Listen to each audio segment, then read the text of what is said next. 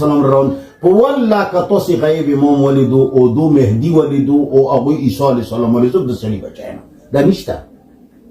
بس وګوره یهود خپل ته کاغذ سره پړو کړي یهود خپل القایم نه یې سره روان دي بود مت والا سکون دي خپل شای وتر اب چوته یورو روان دي پتا نه کړي دا جوړ کړی دا چې دجال بروزي عیسی علیه السلام برکوزیږي امام مهدی بروزي خدای کنه دجال شته نه امام مهدی شته نه د عیسی علیه السلام شته په خدای کشته کدا تاولی د زبر سړی بچینه رب دې تعالی 15000 کال نه 10000 کال زندگی تیر کی 10000 کال چې ته ژوند دی او تا دا درې واړه پستور ګولي د زمو مسلمان نه دا د جذباتو خبرې نه دي زه بالکل په دلایلو در سره خبرې دا نشته دا د مسلمانانو بې غیرته کړي دي وای دجال پکې چاره وسته دا کله راځي او عیسی علیه السلام نعوذ بالله دا چې داسې ګپ ته او دا رنګه امام مهدی علیه السلام دا به چرته راځي دا د علماء سره دا خبرې جوړې کړلې عیسی علیه السلام در الله رب العزت پیغمبر دی او الله رب العزت ځان ته اوچت کړی قیامت ته نږدې به راځي او پیغمبر علیه السلام په دین باندې وي او بیا به تبعي مرګ هغوی له راځي دا د مسلمانانو اجماعي عقیده ده په دې باندې د امت دا اجماع ده چې عیسی علیه السلام دا به قیامت ته نږدې راځي دقه رنګې د امام مهدي علیه السلام په دې باندې هم د امت اجماع ده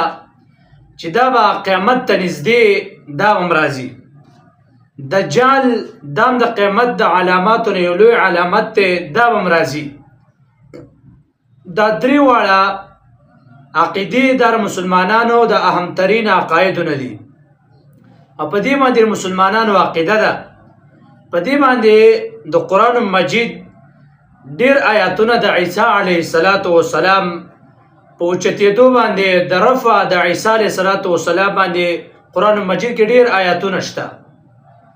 بهرحال څوک چې د عیسی علیه السلام د نزول نه چې واپس پر راکوزیږي دې نه انکار کوي نو دا دې ته بعضې فتاوو کې دې ته کافر او مرتد ویلی دی فتاوا پریدیه کې تاسې وګورئ په هغې کې هغه سړی چې د عیسی علیه السلام د نزول نه انکار کوي هغې ته کافر ویلی دی دغه رنګې احسن الفتاوا په دې کې هم دی چې کوم کس د عیسی علیه السلام د نزول نه انکار وکړي او دا بیرته اسلام قبول نه کړي اسلام را نه وړي نو دا سړی کافر دی د دې سړي سره لین دین اخیستل خرڅول دا ناجایز دي دا په اصل الفتاوا کې دي دې وجې نه بعضې خلک د عیسی علیه السلام د نزول نه انکار کوي او دی وایي چې عیسی علیه السلام به قیامت ته واپس نه راځي دا هسې علماو او دغه رنګې دې خلکو هسې یو ګپ شپ جوړ کړی دی امام مهدي علیه السلام نه راځي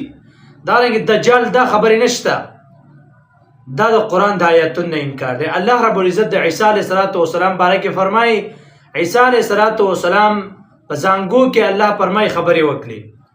او دا عیسی علیه السلام چې کله بوډا شي نو دا به هم صحیح خبرې کوي لکه بعضې بوډاګانې عمر یې سوا شي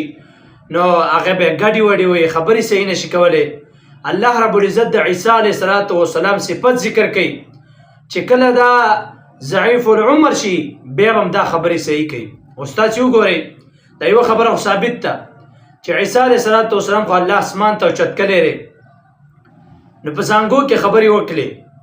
خو هغې باندې خو عمر د ذوب راغلی نه دی خو بر په اسمانونو کې دی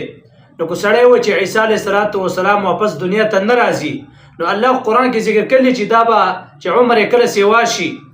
نو دا به بیا صحیح خبرې کوي نو هغې باندې خو داسې عمر راغلی نه نو د دې قرآن د دې آیات نه بیا انکار راځي دقه رنګې الله رب العزت بل آیات کې صراحتا فرمایي چې وما قتلوه وما صلبوه ولكن شبه لهم الله فرمایي د یهودو عیسی علیه السلام نه دی قتل کړی نه عیسی علیه السلام د پانسي کړی